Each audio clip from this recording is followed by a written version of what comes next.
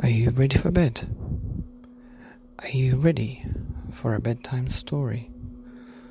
Well, I got a sleeping baby on my shoulder, so this is for you, my little boy.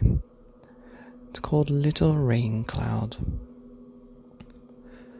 Once upon a time, there was a little rain cloud, and it was a very kind little rain cloud, because its big mummy and daddy, the fluffy white clouds, had taught it that if it's going to rain, it should at least rain on some place that needs the water, like a farmer's field or hot swings in a playground, so that the kids don't burn their legs when they get on them. But now, the little rain cloud was way up in the sky, floating around all by himself, and he was feeling a bit lonely. And now when I say little, like a little rain cloud, I mean it was about as big as a kitchen table, or a piano, or maybe 2 big TVs like in your living room, or maybe the size of your sofa. So it was a little bit big, but it was pretty small for a cloud. And when it was way up high in the sky, you could barely see it, so nobody took much notice of it. The weather forecasts on the TV didn't ever pick it up, and it was one of those clouds that actually, on a hot, sunny day with a blue sky, it was one of those clouds that you always pointed to and said, "Look at that little cloud in the sky." And it made the blue sky look even bluer. The little rain cloud liked that. It liked to be noticed, and it didn't happen very often. But anyway, this little rain cloud was also a bit mischievous, or cheeky, or naughty, and I think it was because his mummy and daddy weren't there anymore, and he liked to play around because nobody could really see him. Some of the things he did, they were not really bad, because how much damage can a little rain cloud do? A little rain cloud the size of a kitchen table, way up high. Well, one thing it did was it used to rain in the playground on a little circle just before the kids came out to play, and he liked to laugh as they all came out and scratched their heads and asked the teacher, "Has it been raining? Why is it wet over here? What's happened?" Sometimes he would like to rain on the car of the teacher that shouted at the child in the break time or in the class time, and the little rain cloud was especially happy if it was a warm summer's day and the teacher had left the windows open and it got the car all wet. And so, the little rain cloud was floating around, raining here and raining there, but feeling a bit sad. You see, his brothers and his sisters and his mummy and his daddy got blown away in a gale or a storm a long time ago, and so the little rain cloud wanted to find his mummy and daddy, and he was searching and searching, but he couldn't find them. One day, or should I say one night, as he was floating around, a big grey thunderstorm came along and barged him right out of the way.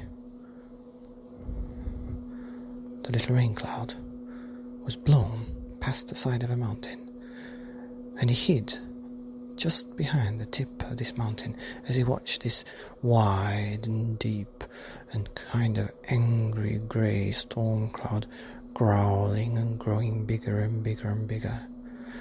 And then, as he peeped past the tip of the mountain, the little rain cloud saw the lightning, sparks, and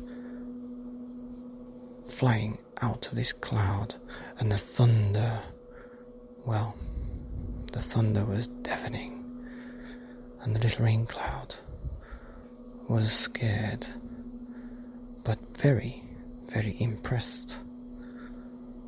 He watched the big storm cloud blowing and gusts of wind, moving the trees and bumping the cars and all kinds of things. And he thought, I'd like to be a storm cloud. I'd like to be able to make lightning and thunder and blow a few cars away. But I'm just a little rain cloud, thought the little rain cloud. How can I do that? And as the storm passed over, and as he watched all the damage unfold as the light came from the sun, the little rain cloud had a second thought. Do these big storm clouds do anything else apart from all this damage?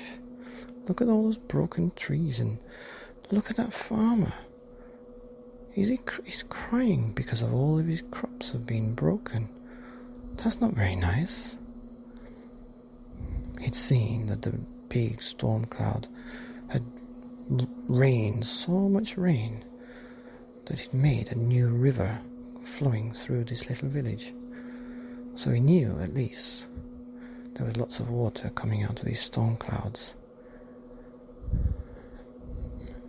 As the storm cloud went past, the little rain cloud tagged along and followed behind, just far enough that nobody would notice him, but close enough that he could hear everything. The storm cloud rumbled and grumbled and growled and kept marching along, rolling over the ocean, picking up the waves, tossing the boats and the ships here and there like they were little ducks in your bath. As the time went on, the little rain cloud grew more and more impressed and wanted to become a storm cloud. Funnily enough, his wish came true when he got a little bit too close to the storm cloud on a very wet day, and he was sucked up into the tail of this storm cloud and couldn't get out. He was like a little fly stuck in a web, or when you get your clothes caught on a little bush. He thought, now I am part of a storm cloud. What am I going to do? And he huffed and he puffed, and with all his might, he pulled himself and blew himself and pushed himself off the cloud. And now he was the size of the kitchen in which the kitchen table was in. He was bigger than before. Wow, he thought, might try this again. And he did. He wandered over, floated over back to the storm cloud and touched its tail again and got sucked in right away. But as soon as it did, he huffed and he puffed and he pushed and he pulled, and whoosh, he came away, and he was bigger than before. He was about the size of a house. Wow, he felt stronger, and he could feel the power in the water, and everything he could do. He tried it again, and again, and again, and again. And after a while, this little rain cloud looked around, and there was no storm cloud. There was just a little rain cloud. And then he looked at himself, and he was the storm cloud.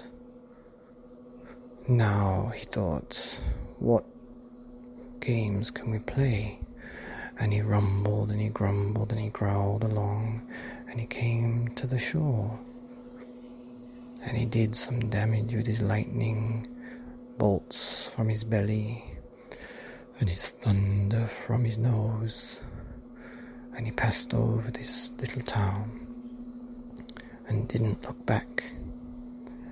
And he went to the next town and the next little village, and he passed over them growling and rumbling and lightning until there was nothing left of this little island. And he sat there as the sun was shining on his back, and he was blocking out, shading the island, listening to the people crying and the farmers roaring with anger. And he realized that he'd made a bad decision. He made a mistake, and he'd used his power for the wrong thing. In a second, this big storm cloud turned white and became the cloud that the little Raincloud had always wanted to be. And so, Rainclouds can't fix the things that they've done, but they can always start from that day and make things better or help other places. And so that's what this little Raincloud did. He floated around, village by village, town by town, city by city, country by country, continent by continent, and rained on all the places that needed the water, like farmers' fields, or dry lakes and rivers and reservoirs. He dried on hot slides and swings and seesaws to cool the little boys' and girls' legs down. And he also kept his cheeky streak and rained on the little bad boys and girls or teachers just a little bit.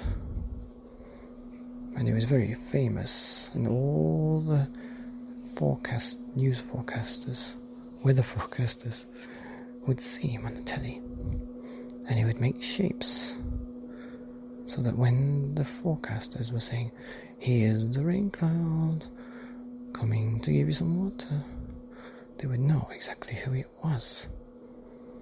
And then, after a while, he found his mummy and daddy and his brothers and sisters, and they all lived happily ever after in the sky, floating about, raining where people needed it.